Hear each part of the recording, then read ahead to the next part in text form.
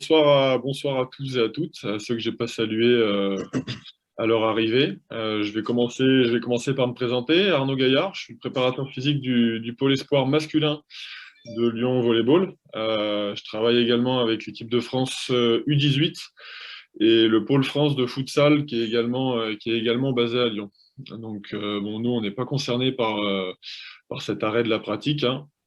On touche du bois, mais j'ai trouvé que l'idée de Mumu était une super idée quand à une éventuelle reprise, alors quel que soit le délai, hein, mais il y a vraiment un sujet important à traiter là, quant à la reprise, que ce soit du volleyball en l'occurrence, mais aussi de l'activité physique en général. Quand on sait que la pratique a été stoppée également en majorité également dans les établissements scolaires. Alors, on va parler ce soir des jeunes joueurs, mais aussi du public senior. Voilà, il y a énormément de choses. Le contexte est vraiment inédit. Et ça, c'est vraiment important, je pense, dans un premier temps, là, de faire un petit état des lieux de la situation.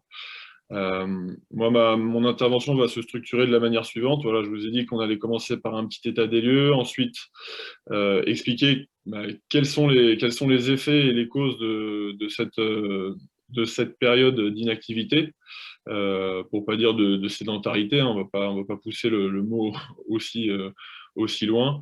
Vous proposez ensuite quelles sont les préconisations, quels peuvent être les axes de travail, et puis surtout, et à mon sens, ça va être la partie la plus importante, qui est une partie d'échange. D'accord, pour revenir sur certains points de ma présentation. Si vous avez des questions, surtout, vous n'hésitez pas soit à les noter en question, soit à les noter dans le chat, pardon, soit à les garder d'un côté, parce que je pense que ça va être la partie la plus intéressante de ce petit workshop entre nous là. Donc voilà, pour commencer déjà sur la période en cours, faire un petit diagnostic de ce qui s'est passé depuis le mois de novembre. Je pense il faut vraiment insister sur le fait que la période actuelle, là, elle est pas terminée, mais elle est surtout inédite. Elle est surtout inédite parce que je pense que 4 mois d'arrêt de pratique, pour la majorité des pratiquants, de vos pratiquants club, sauf cas de blessure, c'est jamais arrivé. C'est-à-dire que vos joueurs, vos adhérents, vos enfants n'ont jamais été arrêtés de la pratique aussi longtemps. Sauf cas de blessure, encore une fois. Et c'est d'ailleurs ce contexte-là que je vais identifier la période. Euh, il s'agit d'une période de reprise. D'accord? Et donc, au même titre qu'en retour de blessure, eh ben, on ne va pas pouvoir, à mon sens, reprendre un volume d'entraînement habituel. D'accord? Je pense qu'aujourd'hui, réaborder la pratique du volleyball sur les mêmes volumes et sur les mêmes contenus que lorsque vous avez eu vos joueurs et adhérents pour la dernière fois, c'est dangereux. D'accord, il s'est passé énormément de choses d'un point de vue musculaire, d'un point de vue ostéotendineux, d'un point de vue physiologique sur cette période-là. Et reprendre aujourd'hui, sans tenir compte de tous ces paramètres, c'est quelque chose, je n'ai pas peur de l'affirmer, c'est quelque chose de dangereux. Et donc, je pense que moi, mon objectif ce soir, c'est de vous sensibiliser à, à ce principe-là. Et je pense que pour vous, la priorité, c'est de tenir alors, le même discours à vos joueurs et adhérents. Parce que logiquement, comme sur toute reprise, vous allez vous retrouver avec euh, plus ou moins de joueurs en fonction de votre club.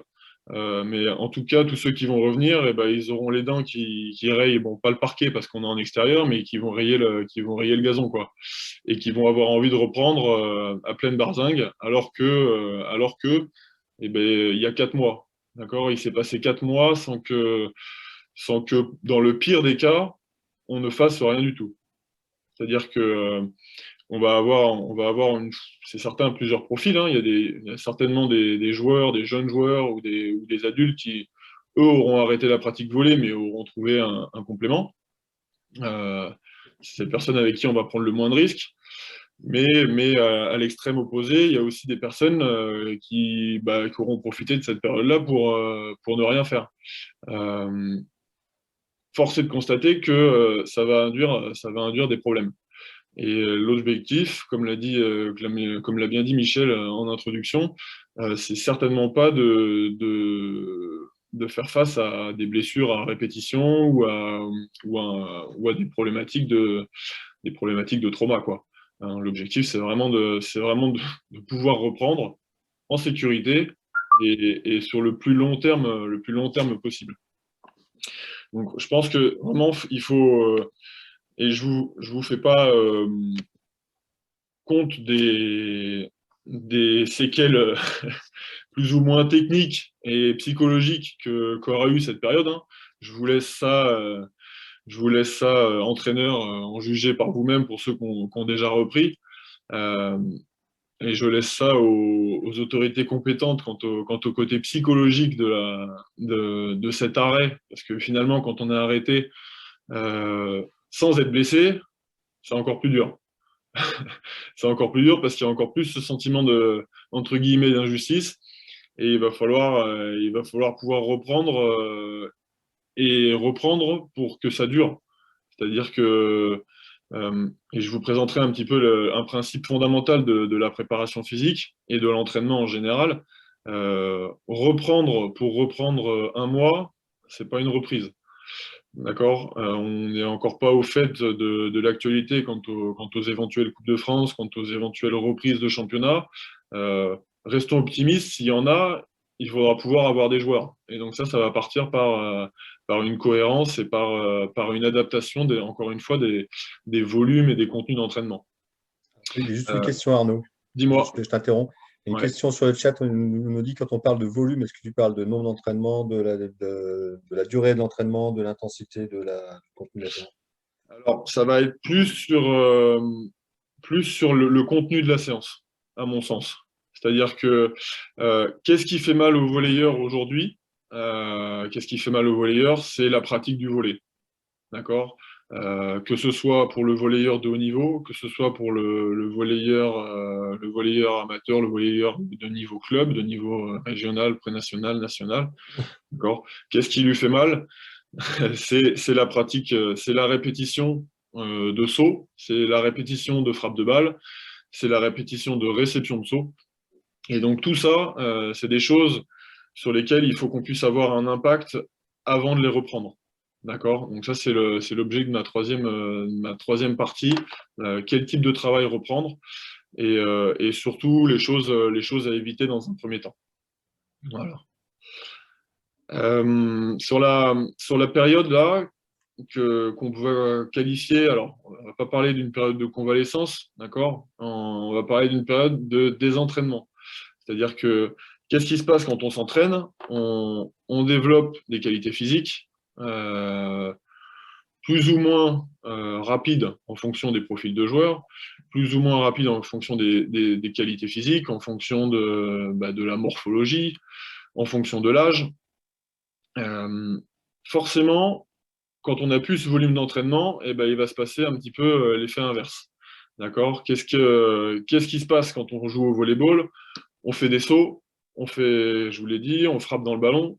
Euh, on a besoin d'être gainé, on a besoin de reprendre des appuis. Tout ça, ça implique une présence et une présence musculaire. Euh, pour ceux qui ont déjà eu le malheur d'être blessés et immobilisés, vous avez bien vu que quand on immobilise ou quand on arrête de pratiquer, on perd en volume, d'accord? On perd en volume musculaire. Si on perd en volume musculaire, on perd en force. Donc, ces petits principes-là, suite au désentraînement, donc des inhibitions, de l'atrophie musculaire, des déstructurations au niveau des structures tendineuses, euh, c'est exactement ce qui s'est passé pendant ces 4 mois d'arrêt, entre guillemets. Pour ceux qui n'ont, dans le pire des cas, encore une fois, pour ceux qui n'ont rien fait, on est vraiment sur j'ai envie de dire, sur du 100%, quoi. Euh, Si on rajoute à ça peut-être une prise de poids parce que l'activité physique était plus conséquente, on exacerbe encore toutes les contraintes mécaniques qui qui sont entraînées par le désentraînement. D'accord? Le désentraînement n'est pas du tout la même chose que le surentraînement, mais peut conduire finalement aux mêmes conséquences. D'accord? Mêmes conséquences, c'est-à-dire qu'on va avoir face pardon, à des déséquilibres musculaires, à des diminutions des marqueurs de force. D'accord? Et forcément, si on est un petit peu moins fort, eh ben on va mettre en place des schémas compensatoires. Des schémas compensatoires à s'en défaire ensuite, dans une pratique comme le volleyball, c'est quelque chose de très difficile. D'accord? Et j'ai pas envie de faire du tort à mes collègues kinés et ostéopathes, mais si on peut se passer d'eux, c'est une bonne chose. Qu'est-ce qui peut se passer une fois qu'on a fait ce petit diagnostic de,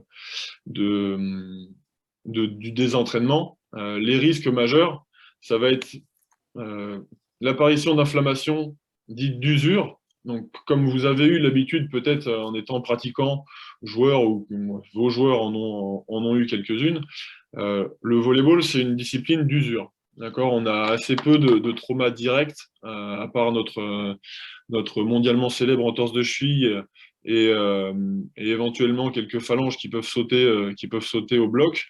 Enfin, euh,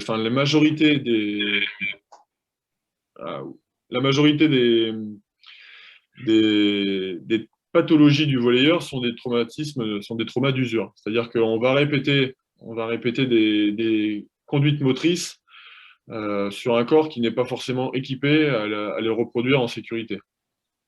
Sauf que cette fois-ci, on va les qualifier d'un petit peu prématurés, parce que forcément, avec tout nos mois de désentraînement, eh ben, ces pathologies-là, elles vont arriver forcément un petit peu plus tôt que prévu, si elles ne sont pas prises en charge de manière cohérente. Ça, c'est pour le point de vue un petit peu tendineux. Ensuite, qu'est-ce qui peut se passer d'un point de vue musculaire? Ben, forcément, si on est un petit peu moins fort musculairement parlant, si on est un petit peu moins tonique, eh ben, les muscles et la fibre musculaire est un peu moins endurante et donc elle est moins à même de respecter un volume d'entraînement conséquent. Et là, j'en viens à mon principe dont je vous parlais tout à l'heure, à mon principe du stress mécanique. C'est un des principes fondamentaux de l'entraînement, c'est-à-dire que il faut, dans la mesure du possible, être capable de respecter ce que le corps est capable d'endurer. Encore une fois, la petite subtilité de ce principe-là, c'est qu'il n'y a pas un seul joueur qui est, entre guillemets, passez-moi l'expression, foutu pareil, équipé de la même manière, parce qu'on a des personnes qui sont forcément un petit peu plus fortes naturellement que d'autres. On a des personnes qui sont forcément peut-être un petit peu plus mobiles que d'autres, et qui ont des pratiques ultérieures ou des traumatologies, des antécédents de traumato complètement différents. Euh, Aller au-delà de ce principe de stress mécanique, c'est forcément s'exposer à un risque de blessure. D'accord? Encore une fois, soit des blessures de type tendineuse, soit des blessures de type musculaire. Qu'est-ce qui va se passer dans un premier temps sur des blessures un petit peu tendineuses, enfin d'origine tendineuse? On va rien sentir le premier entraînement, on va rien sentir le deuxième entraînement, et le troisième entraînement, sans travail entre guillemets adapté, on va commencer à avoir des inflammations. Inflammations sur lesquelles, si on ne fait rien quand elles sont en phase aiguë, vont se transformer en chronique. Et quand c'est chronique, la tendinite et la tendinopathie sont beaucoup plus longues à traiter. D'accord? Et forcément, si on n'est pas capable de contracter ces muscles de la même manière que quand on a des tendons sains, eh ben, on s'expose à des risques encore plus d'inhibition, d'atrophie et forcément de compensation. Et donc, d'un maillon un petit peu plus faible, eh ben, on va dérégler toute une chaîne. Et quand on sait que la chaîne n'est pas plus forte que le plus faible de ces maillons, eh ben, on prend quand même quelques risques à juste pratiquer le volleyball. D'accord? Donc voilà, ça c'était un petit peu le petit point théorique sur ce qui se passe quand on s'entraîne, mais ce qui se passe surtout, en l'occurrence, dans le contexte actuel, quand on ne s'entraîne pas du tout. Euh, Encore une fois, là-dessus, moi je reste ouvert, on en reparlera pendant les échanges, mais je reste ouvert aux cas particuliers, hein, aux jeunes joueurs en pleine croissance, à mon profil un petit peu atypique qui lui s'est arrêté complètement, qui a pris 10 kilos. Voilà, qu'est-ce qu'on met en place pour ce joueur-là, pour un collectif avec un joueur comme ça. D'accord? Également pour les féminines, également pour les jeunes joueurs masculins, encore une fois. Je vous laisse me couper, hein, bien entendu, si vous avez des questions là-dessus. Ou alors on y reviendra à la fin. Mais ensuite, ce que j'aimerais vous partager, c'est un petit peu mes préconisations en termes de, pour revenir sur la première question qu'on avait eue, en termes de répartition des volumes d'entraînement. Euh, le volume, pour moi, en volleyball, la plus grosse, le facteur le déterminant à quantifier et à surtout bien contrôler, ça va être le volume de saut. D'accord? Parce qu'encore une fois, vous allez retrouver des gamins ou des adultes qui ont qu'une envie, c'est ressauter et taper dans la balle à fond. Sauf que voilà, ils l'ont pas fait forcément depuis 4 mois, donc ça va passer sur un entraînement et puis ensuite on va prendre beaucoup de risques. Euh, Répartition des volumes pour moi, sur les conduites à tenir dans un premier temps. Alors après, ça va dépendre du nombre d'entraînements que vous avez par semaine, de la durée de ces entraînements. Euh, Ce que je peux vous conseiller dans un premier temps, c'est d'avoir un volume de préparation physique supérieur au volume de pratique volleyball. D'accord? Encore une fois, vous n'allez pas pouvoir les empêcher de sauter ou de frapper dans le ballon parce que sinon ils ne reviendront pas. D'accord? Mais euh, sur les premières semaines et sur les premières séances, en leur ayant tenu ce discours-là, je pense que c'est facilement compréhensible et assimilable par tous d'imaginer ce qui a pu se passer dans mon corps et que forcément, ça ne va pas revenir seulement en jouant au volleyball. Et donc, tout ce travail, ça va passer par quel type de travail je vais pouvoir mettre en place. Moi, je vous préconiserais dans un premier temps beaucoup de travail en isométrie. Alors, qu'est-ce que c'est que l'isométrie? C'est la production d'une force statique. D'accord? On a tous fait faire de la chaise, par exemple. La chaise, c'est l'exercice roi de l'isométrie au niveau des membres inférieurs. Euh, Pourquoi ce type de régime de contraction et ce type de travail-là? Parce que c'est quelque chose qui induit des contractions musculaires sans mouvement au préalable. Forcément, on n'a pas de déplacement articulaire, donc les muscles et les tendons restent d'une taille entre guillemets inchangée mais contractés. Quand on connaît l'aspect traumatique du volleyball, pardon, euh, il faut qu'on puisse passer dans un premier temps par énormément de travail en isométrie, quel que soit le membre, le groupe musculaire concerné. D'accord? Que ce soit sur les membres inférieurs, que ce soit sur le tronc, que ce soit sur la ceinture scapulaire là, au niveau des épaules.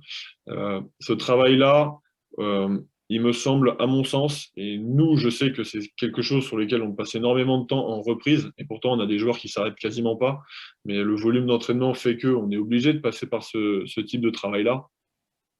Il faut savoir que nous, en préparation physique, pour des joueurs qui s'entraînent quotidiennement ou bi-quotidiennement, 10 jours d'arrêt, pour revenir au même niveau, on arrive à, si je m'arrête 10 jours, je vais commencer à me désentraîner et pour revenir à ce niveau-là, il va me falloir 10 jours. D'accord? Donc si je m'arrête 15 jours, il va me falloir un mois pour revenir au même niveau. C'est un peu moins vrai pour des personnes qui s'entraînent forcément moins, d'accord? Mais pour les personnes qui s'entraînent déjà 2, 3 fois par semaine, euh, je vous laisse imaginer, je vous laisse faire le calcul quant au regard du temps auquel on a fait face, d'accord? Au temps d'arrêt auquel on a fait face. Ce serait encore une fois beaucoup trop dangereux de ne pas en tenir compte.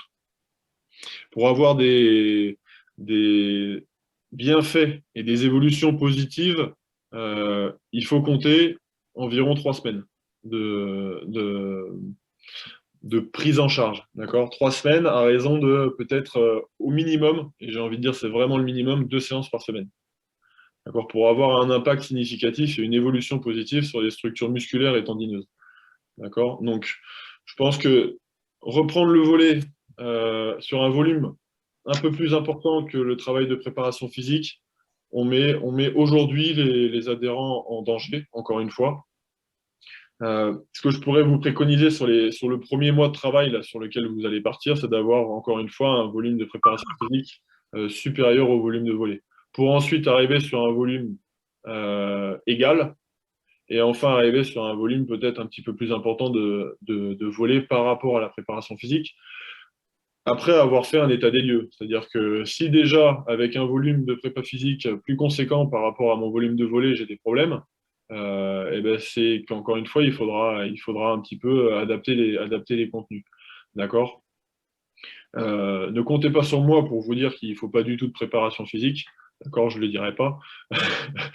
Pour moi, il en faut, pour le volleyeur surtout, il en faut quasiment quotidiennement, quel que soit son niveau, quel que soit l'âge, d'accord? Et au plus on vieillit, au plus c'est vrai, il faut le savoir.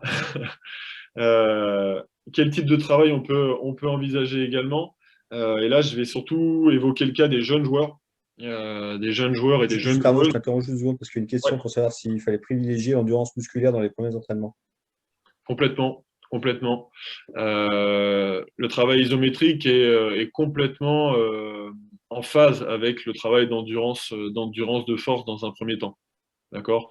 Bien sûr, l'isométrie, en reprise, on va la considérer uniquement à poids de corps, hein. Inutile d'envisager des charges additionnelles, des disques, des poids ou quoi que ce soit. Je pense que le poids de corps seul suffira. Voilà.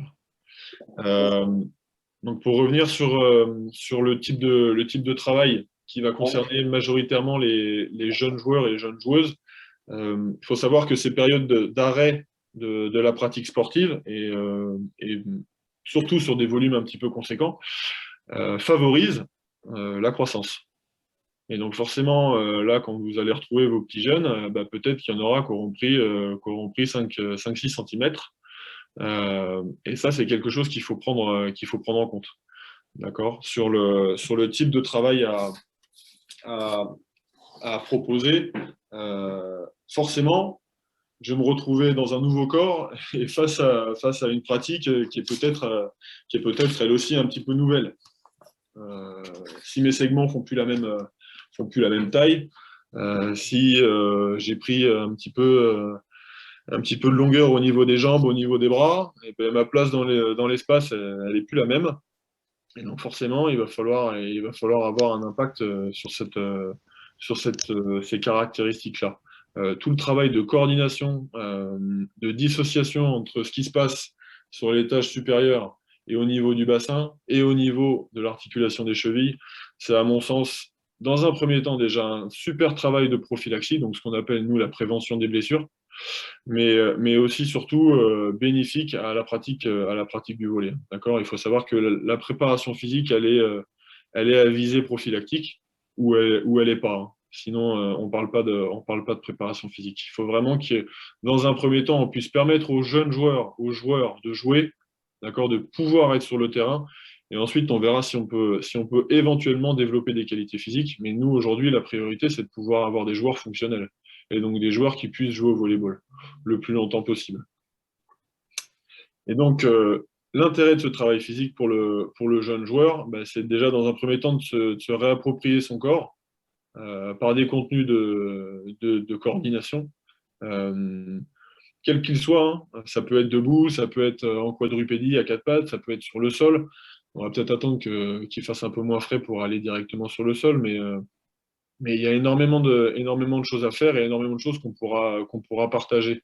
D'accord? C'est ce que je disais à Gilles en introduction. Mon objectif aujourd'hui, c'était pas d'arriver avec une liste de contenus à vous balancer, mais surtout de sensibiliser et de faire un état des lieux de tout ça, et ensuite d'échanger sur des contenus avec des problématiques plus ou moins précises en fonction de vos attentes et de vos exigences. Euh, J'aimerais qu'on puisse porter un petit peu attention aussi aux surfaces, et ça on en parlait ce midi avec les collègues de travail, aux surfaces sur lesquelles vous allez pouvoir pratiquer. Euh, Attention au terrain un petit peu, j'ai envie de dire, pas meuble. C'est-à-dire que vous allez peut-être pratiquer sur des terrains où il y a des trous, où la terre est un peu dure.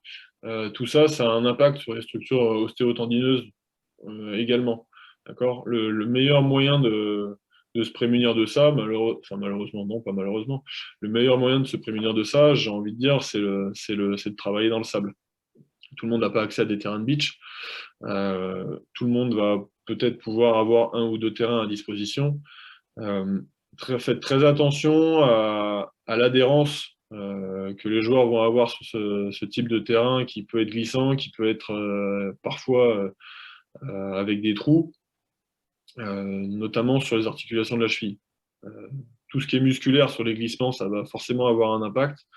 Par contre, se réceptionner dans un trou, quand on connaît un petit peu la hauteur des sauts et ce qui peut se passer juste en se réceptionnant sur l'orteil du copain, dans un trou, je vous fais pas de dessin. Euh, Est-ce que vous avez d'autres questions quant à la quantification et quant au volume d'entraînement? Ce dont je parlais de ça, ce dont je parlais à l'instant, dites-moi. Sinon, on peut ouvrir dès maintenant sur la partie échange et sur la partie proposer un petit peu de contenu approprié. Dites-moi.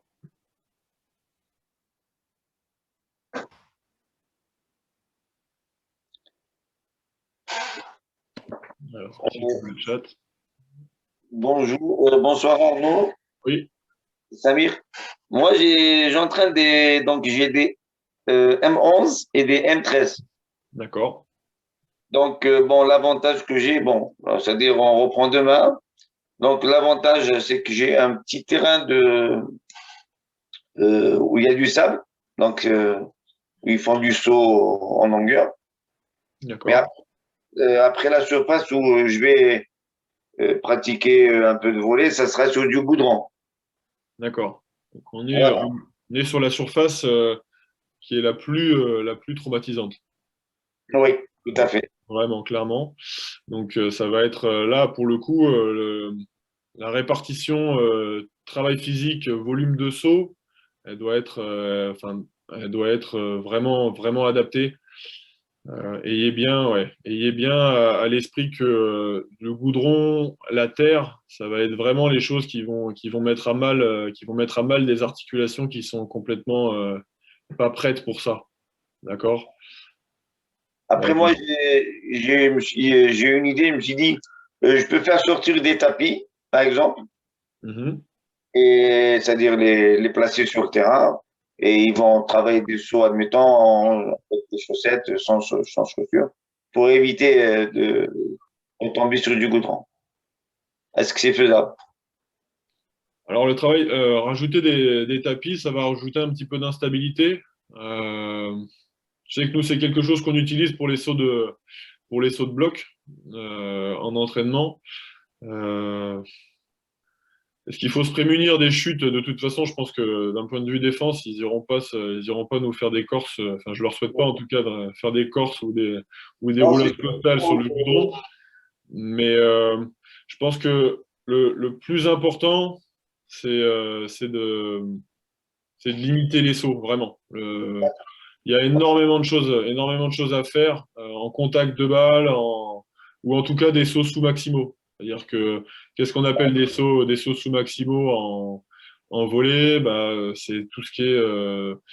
Alors, non, les sauts maximaux sont les sauts de bloc et les sauts d'attaque. D'accord? Et on va caler tout le reste dans des sauts sous-maximaux. Donc, sur de la passe en suspension, sur de la réception, sur de la passe de transition, etc., etc. J'ai vu qu'on avait une autre question. Merci.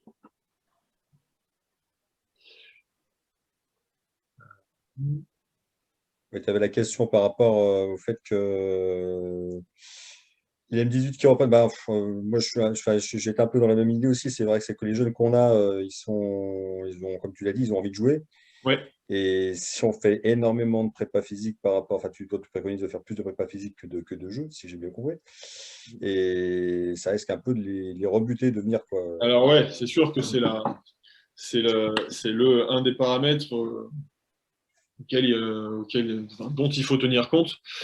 C'est-à-dire que oui, ils reviennent majoritairement et en priorité pour faire du volley. Après ça, c'est le discours que je tiens de manière générale aux entraîneurs avec lesquels j'ai la chance de collaborer. C'est-à-dire que qu'est-ce qu'il faut prioriser? Qu'il faut partir dans un premier temps sur eh ben, on fait du volley parce qu'il faut faire du volley et on fait du volley pendant un mois et puis derrière on est obligé de s'arrêter alors qu'on avait la chance de pouvoir continuer de pratiquer.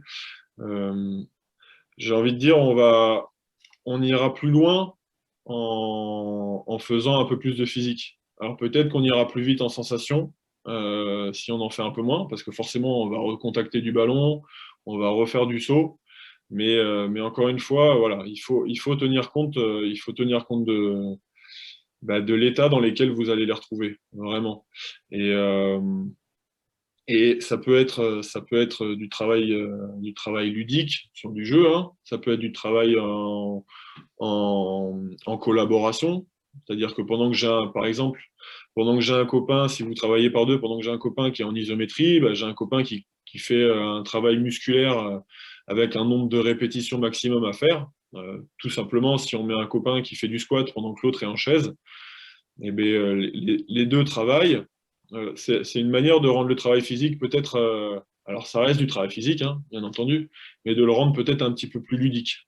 C'est-à-dire que rajouter un petit peu de, de compétition, de retrouver cet esprit d'opposition que finalement, eh ben, ils n'ont pas pu cultiver non plus pendant 4 mois, parce que je vous assure que c'est aussi quelque chose qu'ils auront perdu, hein, cette compétitivité et ce manque de duel. D'accord, c'est quelque chose auquel il faudra aussi faire face. Le cultiver par du travail physique, ça peut être aussi une alternative. Euh, il faut bien entendu, alors après, quand je vous dis avoir un volume supérieur de prépa physique par rapport au volet en reprise, faites pas une heure et quart de prépa physique et 15 minutes de volet, hein. Je pense que si on se répartit 1 heure 30 minutes sur les premières séances, c'est largement jouable, en sachant que ben, il peut très bien y avoir du travail physique avec de la manip de ballon. Voilà, ça nous permet d'allier entre guillemets l'utile et alors ça sera jamais agréable hein, parce que c'est du travail physique, mais voilà, ça nous permet de mêler les deux en tout cas. Mais encore une fois, est-ce qu'il faut mieux pas euh, entre guillemets subir dans un premier temps le travail physique pour pouvoir jouer plus longtemps?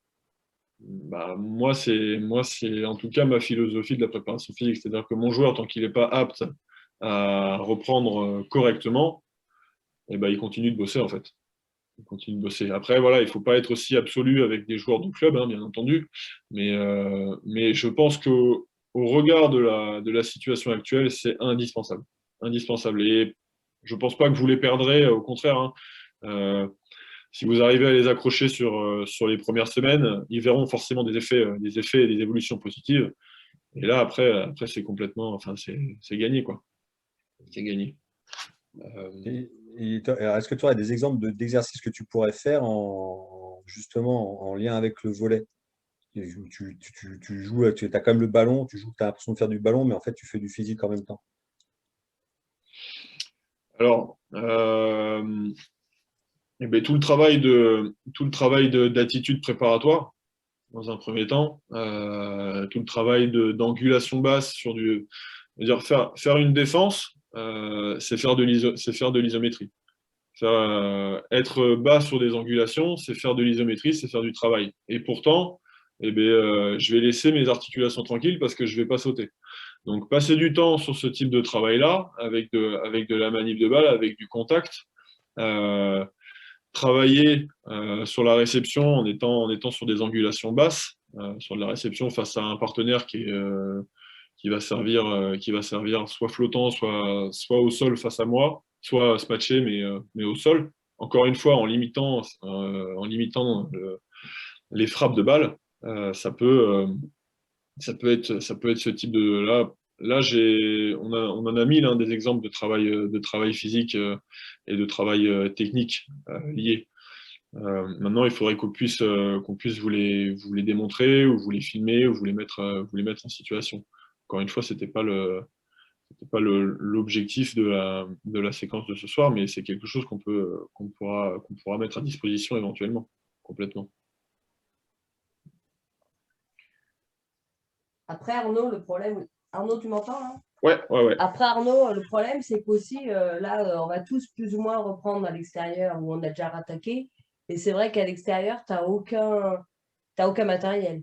Ben non, Voire non. même des fois de l'ISO. Alors, je comprends bien que des fois, nos fameuses chaises que tu disais contre le mur, etc., tout ça, tu n'as même pas. C'est-à-dire que il faut que chacun trouve des petits artifices pour essayer de travailler tout ça, quoi. Parce que Alors, c'est beaucoup plus compliqué. petite solution pour l'exemple de la chaise, hein, qu'en est encore une fois un exercice parmi d'autres. Voilà, si j'ai pas de mur à disposition, eh ben on met les deux personnes dos à dos, Oui. d'accord, voilà, tout simplement. Là-dessus, ça nous permet de tenir. Et là, on est en plus dans un travail entre guillemets voilà, quand ça commence à être dur pour l'un, de collaboration, quoi. Voilà. Sur les membres inférieurs. Le travail en chaise, le travail en fente, en isométrie en fente, d'accord, remettre de la tonicité et de la force sur les tendons rotuliens et quadricipitaux, c'est vraiment la priorité. Parce que c'est ces carrefours-là qui sont les plus à risque quand vous allez reprendre les sauts. D'accord? Donc tout le travail de fente, de squat, de flexion-extension, encore une fois, d'isométrie sur ce type d'exercice-là, ça va être. Alors oui, ça va être douloureux, hein, parce que si c'est une reprise, c'est certain que ça va plaire à personne. Mais même pour des joueurs en forme, ça ne plaît pas, hein, je vous assure. Voilà, donc indirectement, j'ai répondu à la question, l'exercice spécifique pour renforcer les articulations et les tendons. Voilà, maintenir une contraction sur le plus d'angulations variées possible. C'est-à-dire que mon tendon, si je fais une chaise à 90 degrés, il va progresser, il va devenir plus fort sur cette angulation-là.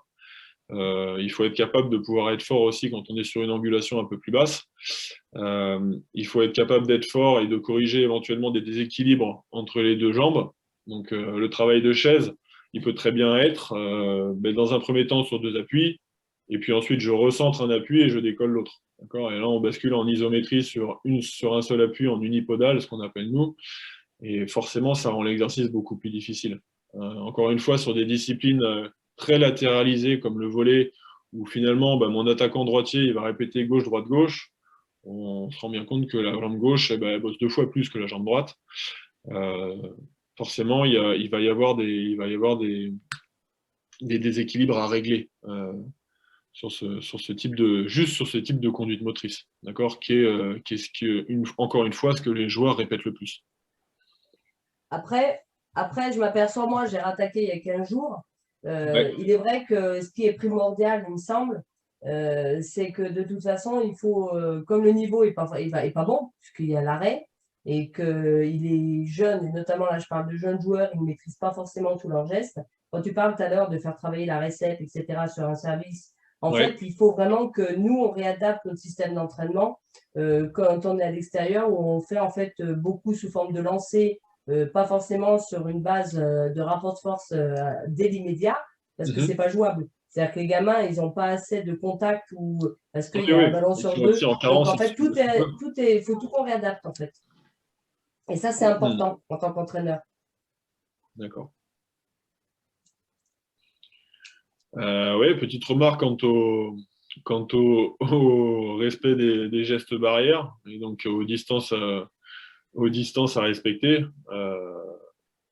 On peut très bien tenir une isométrie sans partenaire dans le dos ou contre un mur, hein. Je vous assure, faites l'expérience de rester 1 minute 30 assis dans la position qu'on appelle vulgairement caca au fond du bois. Ça mobilisera les quadriceps de tout le monde. Il n'y a pas besoin de partenaire pour avoir mal aux pattes, je vous assure, et pour travailler. Et puis dès qu'on pourra se remettre dos à dos, alors là, on pourra y aller. D'accord.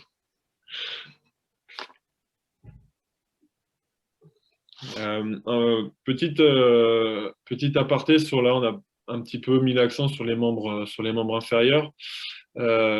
Pour tout ce qui est problématique d'épaule, d'accord, et notamment pour les attaquants en priorité, qui peuvent avoir des douleurs sur la frappe de balle et sur la répétition, surtout des frappes de balle. Il faudra, dans un premier temps, proscrire le travail de pompe. D'accord. On est sur une discipline qui fait chuter l'épaule de l'attaquant vers l'avant. Même s'il ne l'a pas fait pendant 4 mois, sauf s'il a travaillé en préparation physique et de manière spécifique sur cette problématique-là, aborder du travail de pompe et favoriser le travail de la chaîne antérieure, ça va faire qu'accentuer cette syphose-là et cet enroulement des épaules autour du tronc. D'accord. Alors que nous, ce qu'on va rechercher, c'est vraiment ouvrir et resserrer les omoplates derrière. D'accord. Donc tout le travail de fixation, où je cherche vraiment à resserrer les omoplates et à développer tout en gardant les omoplates serrées. Tout ça, on peut très bien le faire, vous voyez, en étant allongé à plat ventre. Ça, c'est pareil, on pourra vous le mettre à disposition. On a des tas de protocoles là-dessus. En étant allongé à plat ventre, le front au sol, et venir développer les bras ici sur des séries de 20 répétitions, tout en cherchant à garder les coudes très hauts. C'est le type de travail qu'il faudra privilégier dans un premier temps, notamment chez les jeunes joueurs. D'accord. Chez les jeunes joueurs en pleine croissance, quand on a les omoplates qui sont un petit peu décollées, notre objectif, pour limiter les blessures, ça va être de venir mettre un petit peu, encore une fois, vulgairement, de la viande entre ces omoplates, et donc muscler les trapèzes moyens et inférieurs, pour leur permettre déjà de frapper en toute sécurité. Petit aparté également sur le travail de gainage, quel qu'il soit. Moi, c'est quelque chose qui me tient très à cœur parce que je pense que c'est un des principes les plus importants pour le joueur et notamment pour le volleyeur qui, lui, a besoin d'être gainé quand il est sur ses appuis, mais qui, en plus, a besoin d'être gainé lorsqu'il est en l'air. D'accord, donc sur un gainage aérien, donc sans aucun appui sur le sol. Vous n'en ferez jamais de trop. D'accord. Le gainage et le travail de gainage dynamique, donc qui soit en position de planche, en latéral, avec seulement 2 appuis, en quadrupédie, en chaîne croisée, en chaîne unilatérale, vous n'en ferez jamais trop. Moi, j'ai jamais reproché à aucun de mes joueurs d'être trop gainé. C'est jamais arrivé. D'accord. Ça sera jamais. Il y aura toujours du travail. Et même quand on sera arrivé, si en admettant qu'on puisse arriver à un état optimal, la subtilité, ça sera d'y rester. D'accord. Donc, il faudra continuer de travailler. Une fois qu'on est arrivé au bout, on peut partir du principe que si on ne peut plus développer, il faut chercher à maintenir. Et ça sera aussi vrai, sur les autres groupes musculaires. C'est-à-dire que ce n'est pas parce qu'on a réussi à limiter la casse, entre guillemets, avec du travail de préparation physique, qu'il faudra arrêter quand il n'y aura plus de douleur. Hein. Il vaut mieux prévenir que guérir. C'est-à-dire que si on s'arrête de travailler physiquement parce qu'on estime que c'est une perte de temps, au bout d'un moment, les courbes, je vous assure, les courbes elles se croisent assez vite. D'accord. Surtout dans une discipline, encore une fois, comme le volleyball. Le Tabata adapté au volley, pas forcément dans une optique de reprise. Alors le travail intermittent, oui, forcément, c'est un type de travail qui peut être adapté. Juste Arnaud, Ouais. je ne sais pas si tout le monde sait ce que c'est que le Tabata, peut-être que ça va expliquer. Voilà, donc le Tabata, c'est c'est allier un temps de travail à un temps de récup, soit sous forme de circuit, soit sur la répétition d'un seul mouvement. D'accord? Donc, c'est de la haute intensité, plus ou moins haute, d'accord? Avec du temps de récup. Forcément, ce type de travail-là, j'ai envie de dire, c'est mieux que rien. D'accord?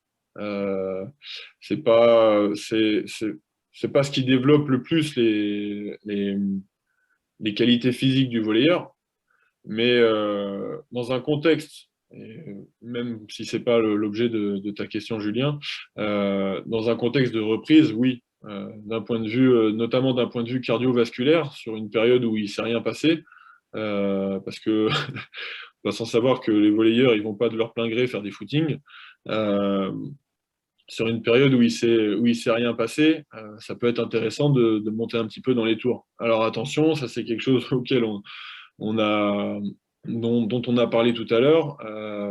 Monter en intensité, ça va impliquer des exigences physiologiques et des disponibilités cardiovasculaires peut-être enfin, importantes. Euh, on en parlait avant que tout le monde arrive. Euh, Dans le cas du Covid, et pour des personnes qui auraient été sujettes à des complications d'un point de vue cardiovasculaire et respiratoire quant au Covid, hein, aux séquelles que ça peut laisser, extrêmement vigilant aussi sur les rythmes de reprise. Hein. C'est-à-dire que si j'ai dans les mains un joueur jeune ou adulte qui a été pris en charge et qui a été hospitalisé, attention, hein, c'est pas parce qu'il n'a plus aucun symptôme qu'il peut reprendre dans un claquement de doigts également. D'accord? Plus aucun symptôme ou plus aucune séquelle. Ceux qui sont touchés, ça peut continuer d'avoir des effets néfastes notamment sur les qualités, sur les capacités respiratoires. Je ne sais pas si vous m'avez entendu, j'ai vu qu'il y avait eu un petit bug. Non, c'est bon. C'est bon. Donc oui pour le Tabata. Hein. Oui pour le Tabata. De manière générale, alors pour ce qu'on appelle nous le conditioning, en plus ça nous permet de balayer un éventail d'exercices assez large, d'accord, avec plus ou moins de rythme et plus ou moins d'intensité. Donc oui, ça peut être ça peut être une bonne option parmi d'autres.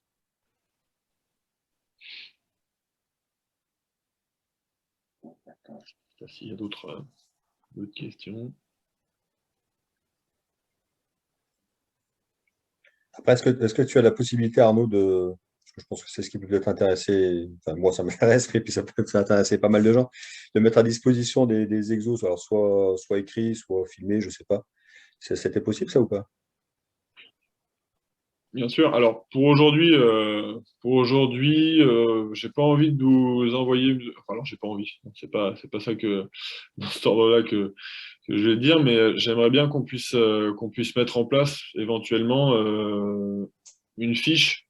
Voilà, une fiche qui regrouperait un panel d'exercices sur le membre inférieur, à poids de corps, sans forcément de matériel ou alors des bandes élastiques. Qui regrouperait différents groupes musculaires et qu'on pourrait mettre à disposition de tout le monde. Je les ai aujourd'hui, mais j'aimerais bien les mettre sous une autre forme, qui soit un petit peu plus accessible pour tout le monde. Parce que là, c'est des choses qui sont très, très spécifiques et j'aimerais bien qu'on puisse les rendre vraiment accessibles. Donc les mettre en forme le plus rapidement possible. Mais bien sûr, ouais. C'est aussi l'objectif. Encore une fois, c'était pas l'objectif d'aujourd'hui. Il y avait vraiment un message à faire passer aujourd'hui, et plutôt que de transmettre des contenus à la va-vite et, euh, et sans explication. Voilà. Arnaud, Oui, une question. C'est-à-dire par rapport à la séance, moi j'ai des séances de 1h30. oui.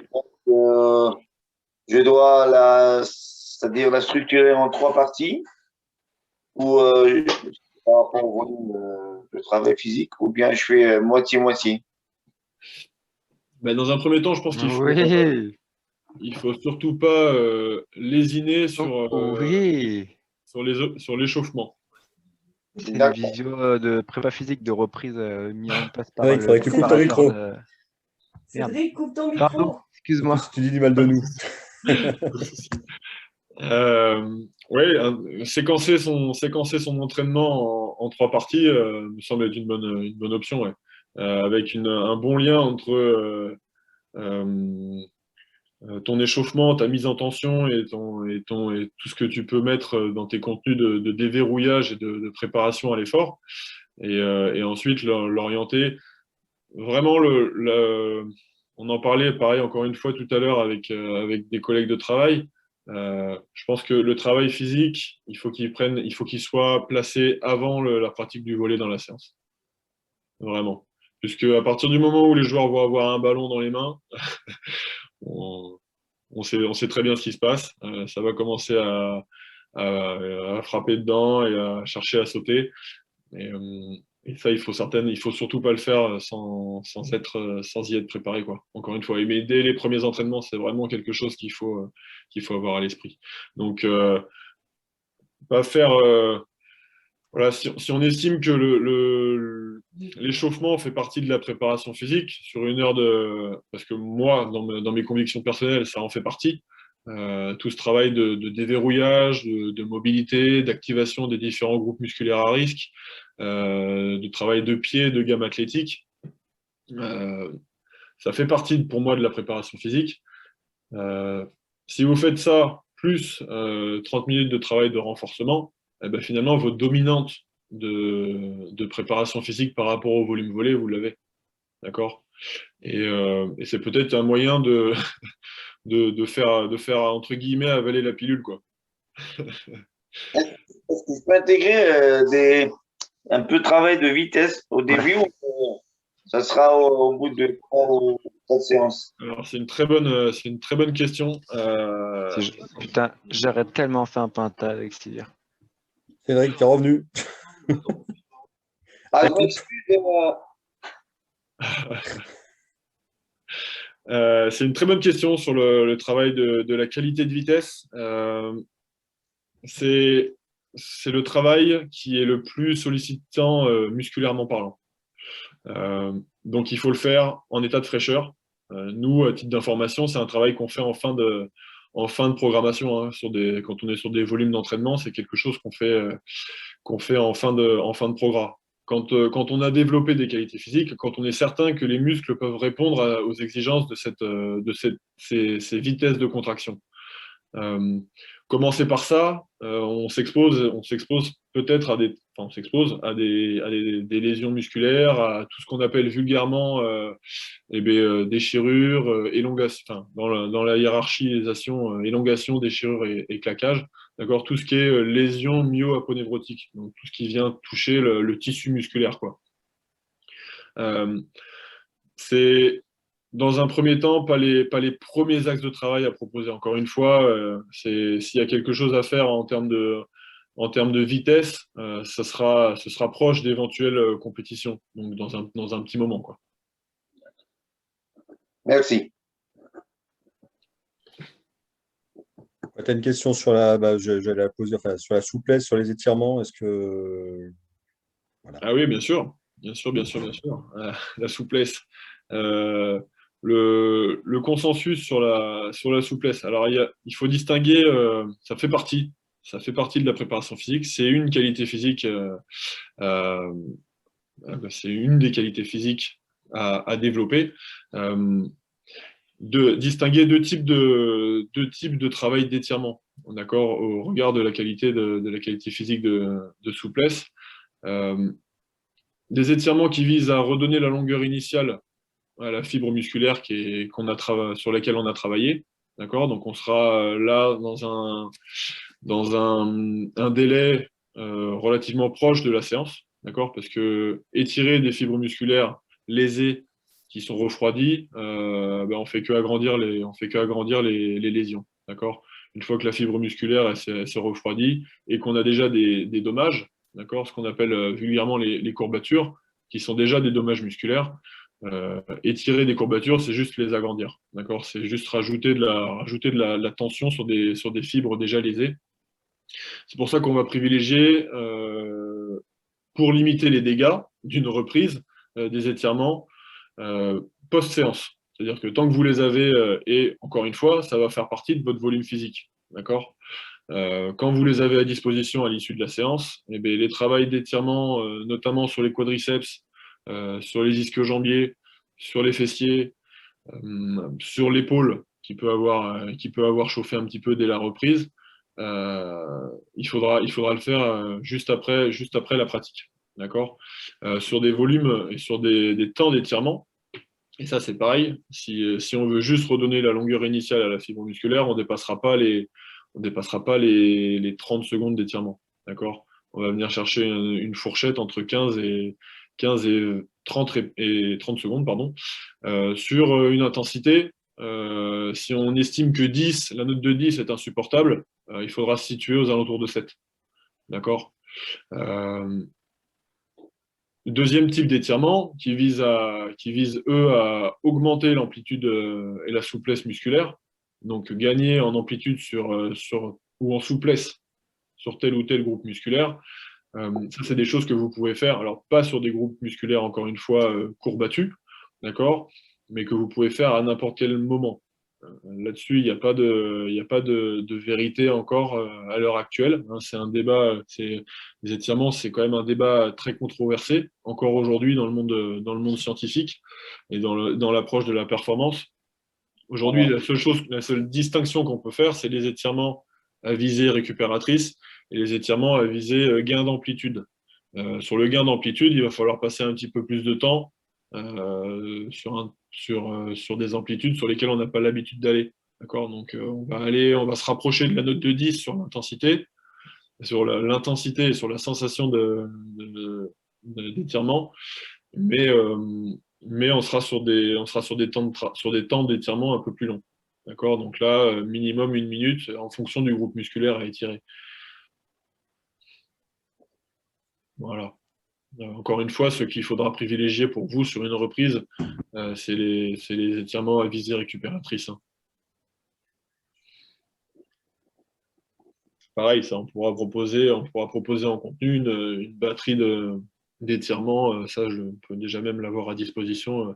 D'étirements post-séance, renforcement des membres inférieurs, etc. etc. Et les étirements actifs en échauffement?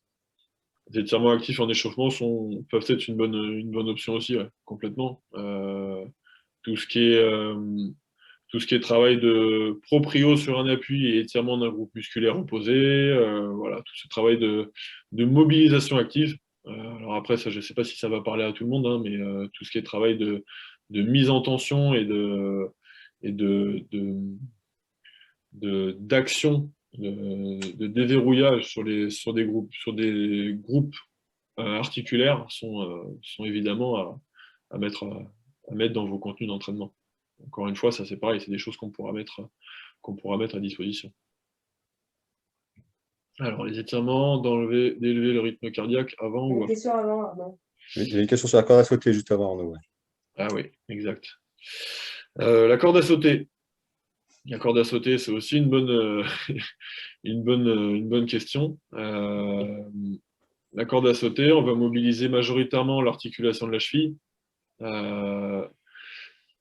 C'est pareil, il y a une dose de stress mécanique à respecter. C'est-à-dire que si de la corde à sauter, on en fait une fois par semaine, c'est amplement suffisant. Sur une reprise, hein, j'entends. En faire tous les jours ou en faire tous les 2 jours, c'est quelque chose à proscrire. D'accord? Il faut savoir que vos dommages musculaires, quand on a des courbatures, ils sont complètement réglés, ou en tout cas pensés, on va dire, à 72 heures post-séance. D'accord? C'est-à-dire qu'en 72 heures, eh ben, le corps a fait entre guillemets, alors sauf si c'est vraiment des courbatures énormes, mais là, vous êtes vraiment allé au-delà du principe du stress mécanique.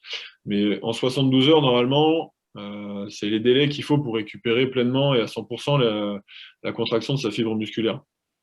C'est pas du tout la même vérité pour les tendons. Des tendons, et au plus voilà, j'allais justement le dire, au plus on est sujet vieillissant, au moins c'est c'est-à-dire que forcément avec l'âge, eh ben, on récupère moins bien. D'accord, j'ai essayé de rester, de rester poli et courtois. Hein. Au plus on est vieux, au moins on récupère facilement, ça c'est certain. D'accord. Chez les jeunes joueurs, j'ai pas envie de dire qu'on peut y aller, mais on peut y aller un petit peu plus, on peut y aller un petit peu plus. 70 heures, ce sera le minimum, voilà. Sur des adultes et des personnes en reprise. Si vous prenez 70 heures au minimum, vous prenez pas de risque. Voilà, dans un premier temps. Mais du coup, même parce que là, c'était la question aussi, Alors, pour c'était la même corde à sur un sol sauter, plus dur, parce que si si t'es situé sur le goudron ou. donc sur un sol plus dur, forcément un sol qui renvoie beaucoup plus d'énergie dans les articulations. Euh, si on pouvait orienter au maximum le travail de corde à sauter, moi je ne le conseillerais pas sur du goudron. Je le conseillerais sur un sol un petit peu qui absorbe un petit peu plus, soit de la terre, pas forcément plate, hein, mais après vous allez penser que j'essaye de minimiser hein, forcément comment dire, de ne prendre aucun risque.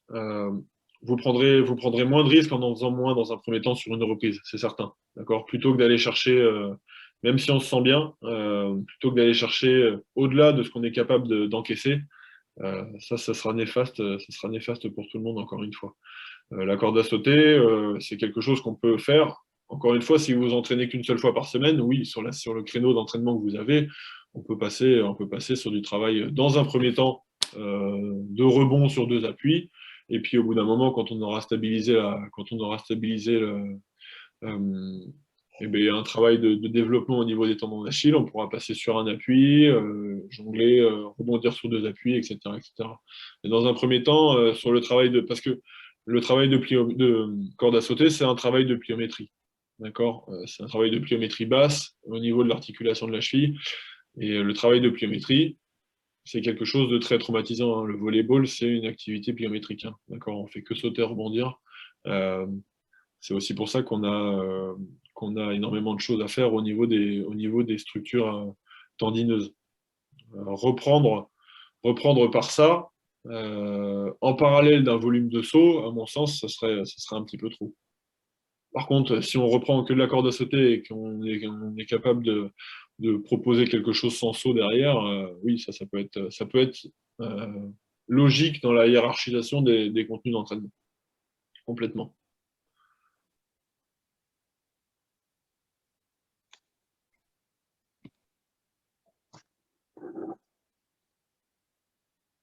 S'il y a d'autres questions, n'hésitez surtout pas. Oui, il y avait une question pour les étirements. Est-ce que tu conseilles d'élever le rythme cardiaque avant ou à froid? Alors, quel type d'étirement? Encore une fois, parce que si on est sur des étirements qui visent un gain d'amplitude, euh, là, on n'a pas besoin. C'est-à-dire que c'est des étirements que vous pouvez faire au lever du lit, par exemple. D'accord? Par contre, forcément, si c'est des étirements qui visent à récupérer et à redonner la longueur initiale à la fibre musculaire, c'est qu'il y a eu du dégât, donc forcément le rythme cardiaque sera un petit peu élevé et vous serez pas à froid. D'accord? Alors, 3 fois 30 minutes ou une fois 1h30 par semaine.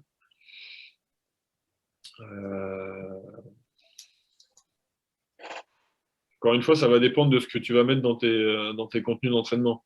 C'est-à-dire que si tu fais 3 fois 30 minutes avec uniquement du volleyball, là, je tire la sonnette d'alarme. Mais par contre, voilà, si on part du principe qu'il faut avoir un temps de volume, un temps de prépa physique supérieur au temps de volley, est-ce que 30 minutes de séance, c'est suffisant pour pouvoir avoir, tu vois, j'en suis pas convaincu. Je pense que dans un premier temps,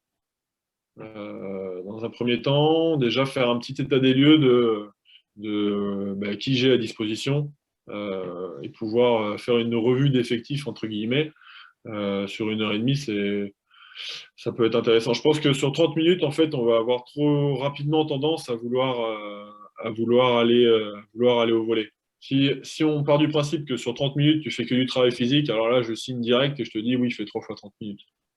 Par contre, je suis pas certain que ce soit ça. L'objectif.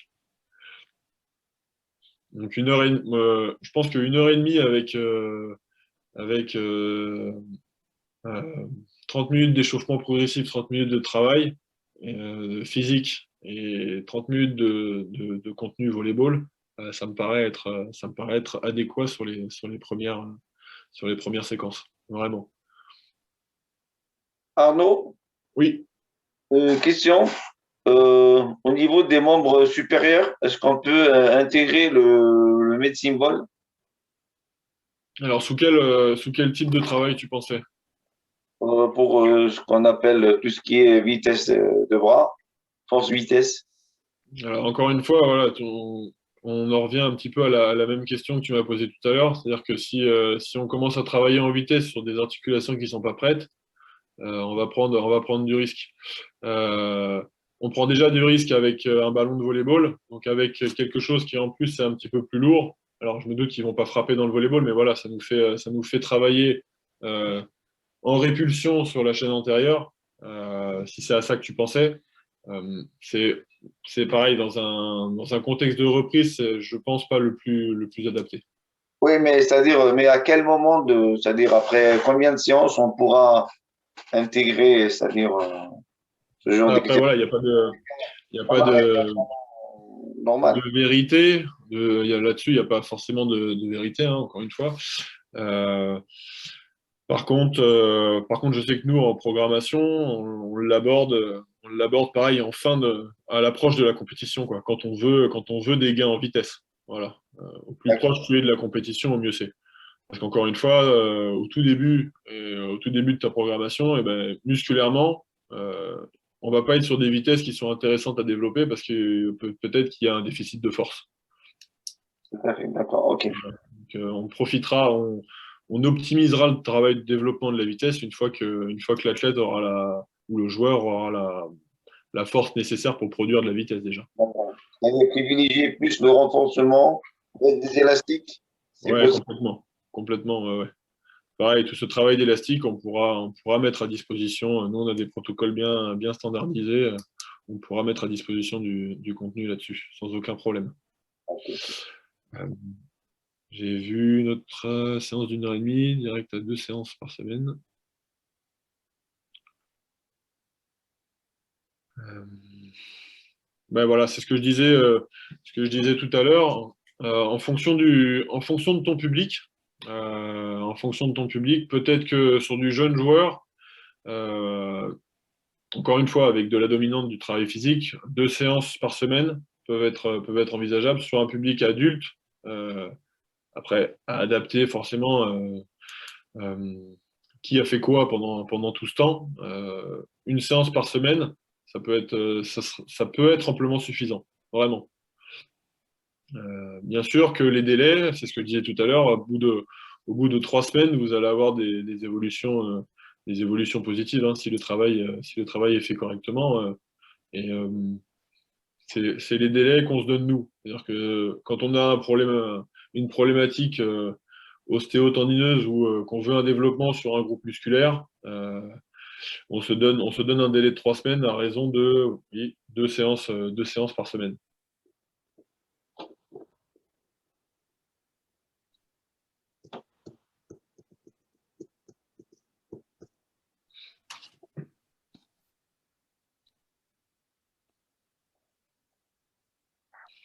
Arnaud, j'ai une petite question niveau tendinite. Oui. J'ai une anthésopathie au niveau du tendon rotulien Ouais. et je voulais savoir si tu avais déjà eu des cas comme ça au niveau de tes joueurs. Alors, elle est rotulienne, sous la rotule. Ouais, sous la rotule, au niveau de l'insertion du tibia. D'accord. Tu as été sujet à Osgood-Schletter. Ouais. Ouais. Donc, il y a forcément un. Mm. Voilà, quand on dit que que le volleyeur est reconnaissable entre 1000. Ouais, c'est ça. C'est vraiment la pathologie de c'est ce qu'on appelle le jumper's knee, d'accord, dans les papiers scientifiques, c'est une vraie pathologie reconnue, hein, le genou du sauteur.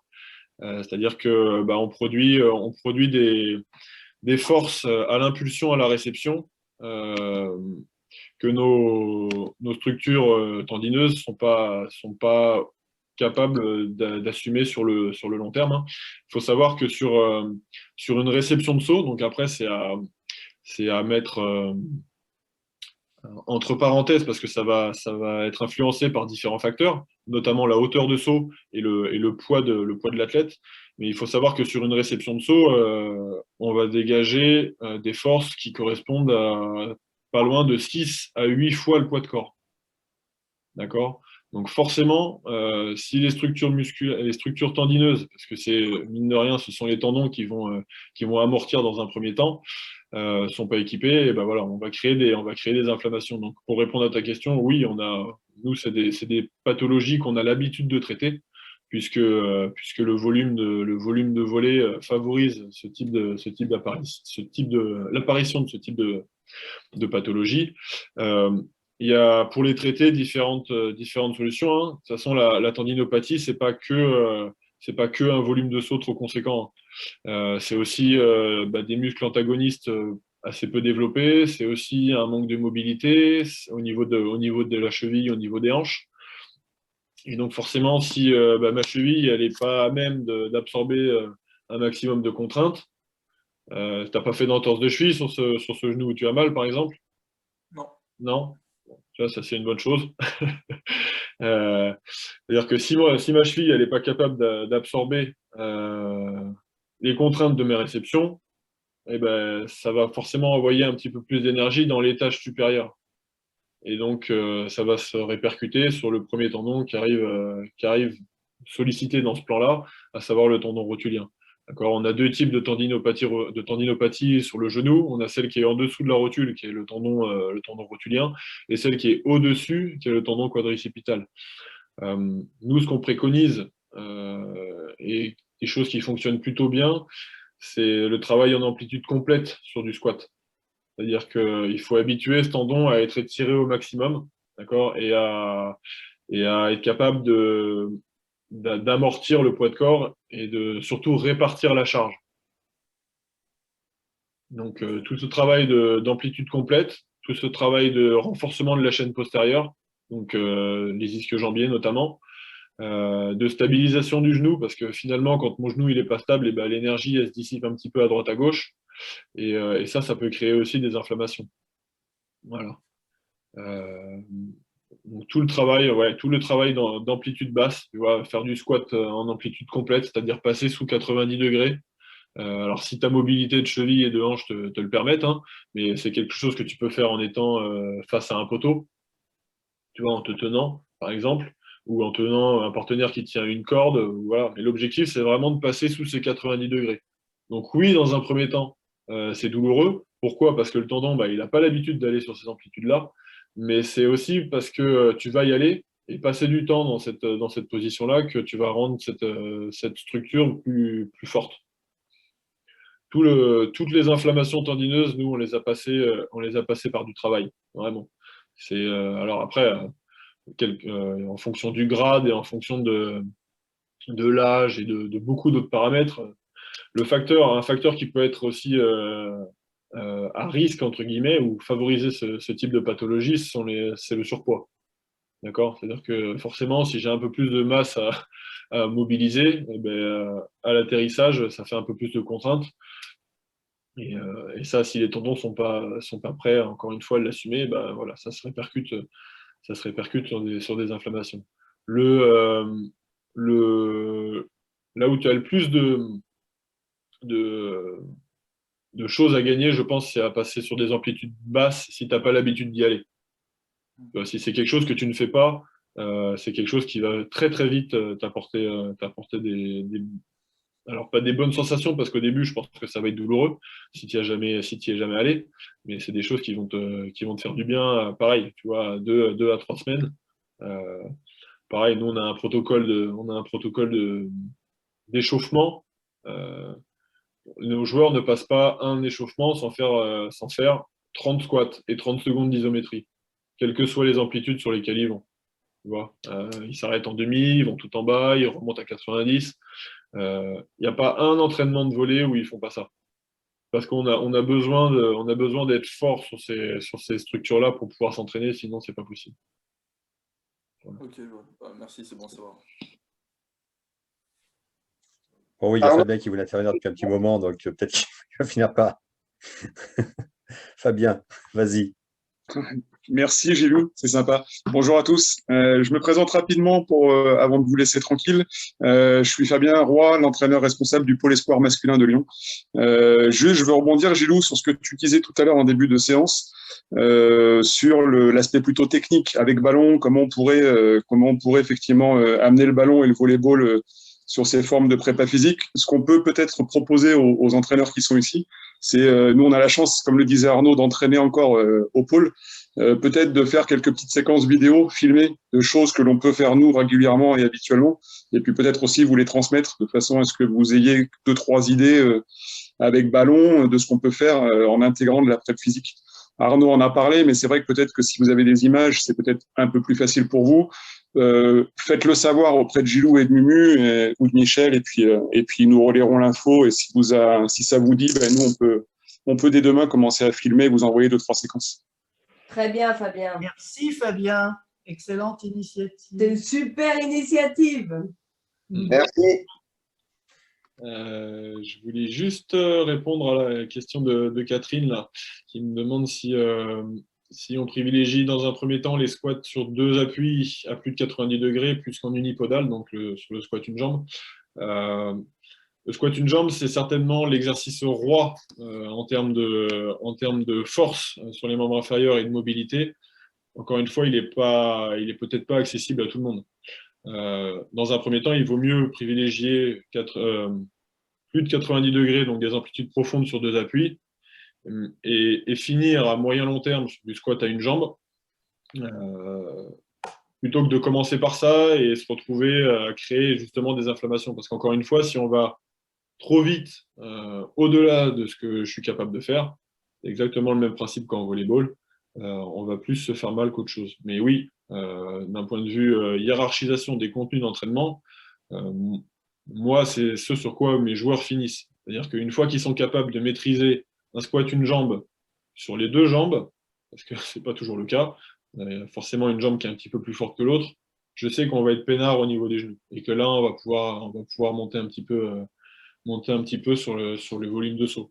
Ceux qui sont capables de faire ça n'ont aucun problème de genou. Et ça, maintenant, on a suffisamment de recul dessus pour pouvoir l'illustrer. Travailler des squats avec des charges importantes, oui, mais c'est pareil, pas en reprise. Dans un premier temps, je pense que le poids de corps est amplement suffisant. Amplement suffisant. Si vous avez la chance de pouvoir ajouter du travail en charge additionnelle, c'est tant mieux. Mais si vous n'avez rien fait depuis un petit moment, ne commencez pas par ça, quoi. Je ne sais pas si j'ai raté d'autres questions. Arnaud, j'ai une question, une dernière. Par Oui. rapport à l'isométrie, Oui. la durée c'est-à-dire d'exercice, pour un jeune, ça ne doit pas dépasser combien? Alors ça c'est pareil, ça va être vachement individuel. Ce qui va influencer ça, c'est le nombre d'appuis sur lesquels tu vas te trouver. C'est-à-dire que si tu es sur 2 appuis, je pense qu'on peut partir sur une fourchette entre 1 minute et 1 minute et 1 minute 30 de travail, pardon. Dès que tu vas ôter des appuis, qu'il y aura un peu moins enfin le même poids de corps, mais sur un nombre d'appuis un peu réduit. Forcément, le temps de travail va être adapté. De toute façon, sur l'isométrie, vous allez très vite vous en rendre compte, hein, que si on est dans le money time rapidement ou non, quoi. D'accord.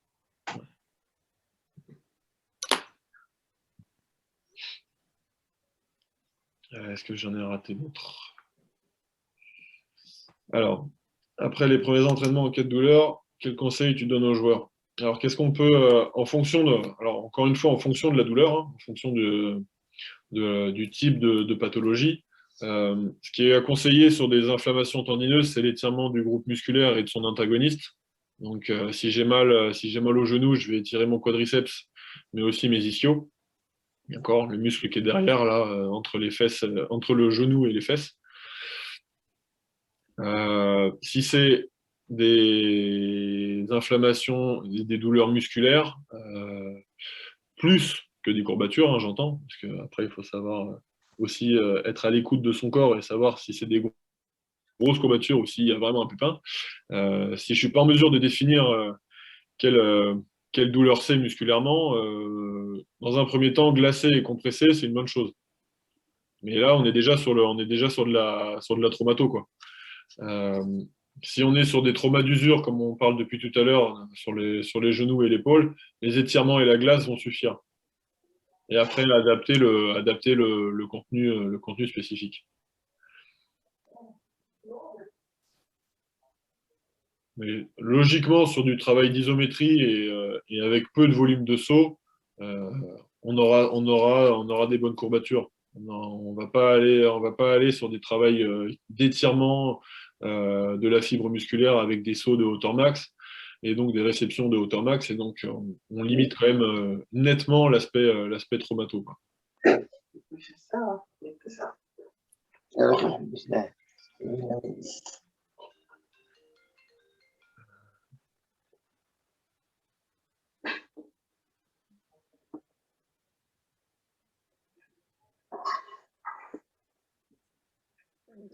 Alors, Tu as une question sur l'épaule douloureuse inflammatoire, quels étirements?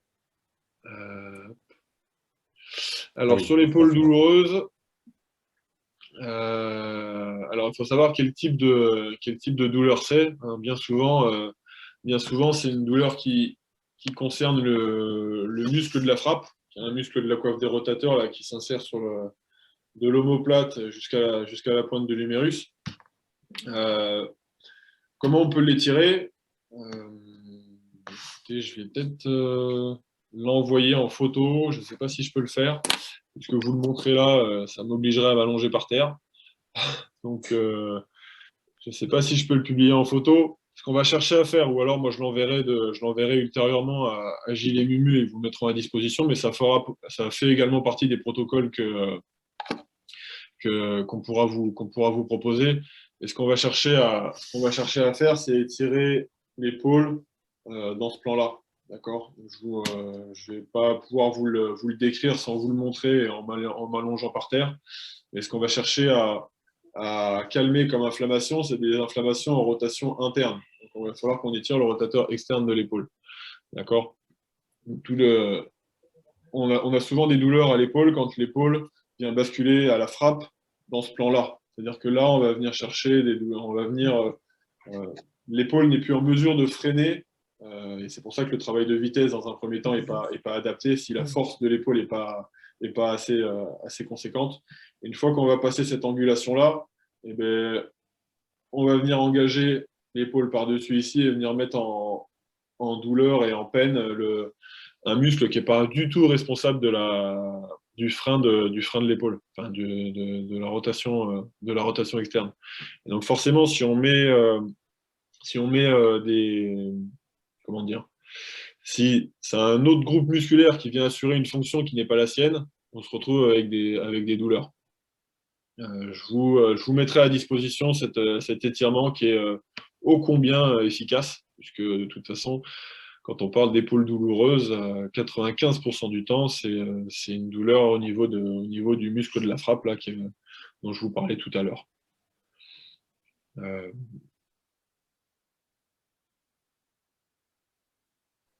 Ok.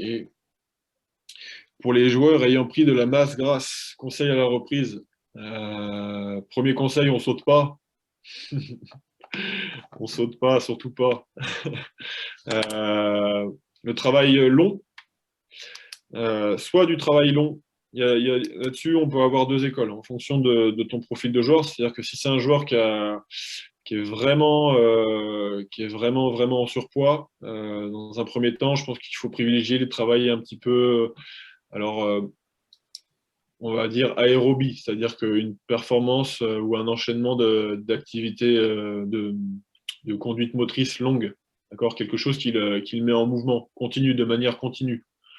Et puis dans un deuxième temps, une fois qu'on sera en mesure de mettre un petit peu d'intensité sur des temps un petit peu plus courts, parce que ça au début, si on commence par ça, encore une fois, on respecte pas le principe de stress mécanique, hein, parce que ça, il va le faire une fois, puis après, il va se retrouver avec des douleurs qui sont dues justement à ce surpoids, et donc c'est quelque chose qui ne refera pas. Surtout que c'est pas du travail, notamment le travail aérobie et le travail intermittent, c'est pas du travail très plaisant à faire, notamment pour les volleyeurs, encore une fois. Il n'y a pas forcément l'habitude de ce type d'effort. Donc de l'effort long et soutenu dans un premier temps pour optimiser la sudation, d'accord, et donc la perte de poids. Ce qui est important, et alors après, je ne sais pas si le volume d'entraînement va permettre d'avoir ça, mais c'est d'avoir plus de sorties énergétiques d'entrée. Donc forcément, s'il y a quelque chose à adapter sur le contenu physique, il y a aussi quelque chose à adapter sur l'alimentation. D'accord? C'est-à-dire que qu'est-ce qui fait que je prends du poids? C'est que j'ai plus d'entrée énergétique que de sortie.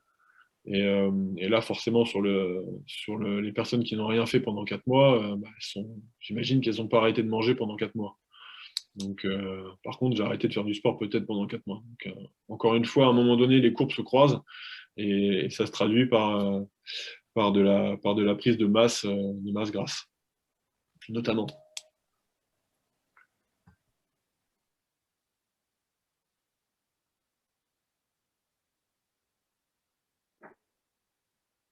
On va peut-être te libérer. Oui, hein, on va peut-être. S'il y a d'autres questions, n'hésitez pas, hein, tant qu'on est là et qu'on se tient.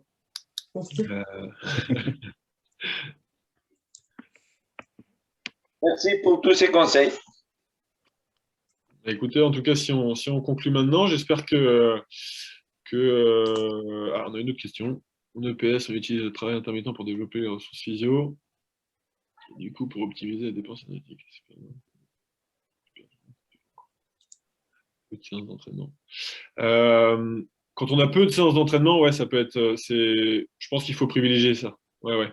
Surtout qu'en EPS, tu prends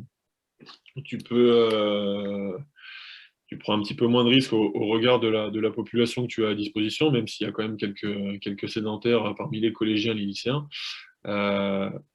Oui, le travail intermittent est peut-être encore une fois, c'est parce que tu peux le proposer à ce type de public-là. Est-ce que je peux faire une proposition? Bien entendu. Est-ce que Fabien et Arnaud, je pense que ce serait intéressant effectivement qu'il y ait s'il peut y avoir des vidéos et des fiches. Est-ce que vous seriez d'accord, est-ce que tu serais d'accord Arnaud pour revenir nous les présenter? Complètement, plutôt que de nous les envoyer comme ça, on refait une séance où tu nous présenterais quelques exemples et quelques vidéos si vous avez la possibilité de les faire au pôle. Ah ouais, complètement. Ça vous semble réaliste, Fabien et toi? Oui, sans problème, absolument, bien sûr. C'est vous qui nous donnerez, donc ceux qui étaient là ce soir, ils en auront la primeur donc, de l'invitation. Et si c'est possible, moi je pense qu'on sera d'accord pour organiser une autre vision sur ce sujet, parce que c'était important ce que tu as dit Arnaud, je pense. Faire attention comment on va reprendre. Et j'ai vu qu'il y avait une petite question sur les retours de Coupe de France. Vraisemblablement, on s'oriente sur une annulation de la saison. Je crois qu'il n'y a pas plus trop d'ambiguïté. Il y a une petite incertitude effectivement sur les Coupes de France jeunes, mais il faut je pense qu'il faut être aussi réaliste. Si on reprend que fin mai, je ne vois pas bien comment on pourra organiser une compétition qui ressemble à une compétition. Ça ne pourra pas être la même chose.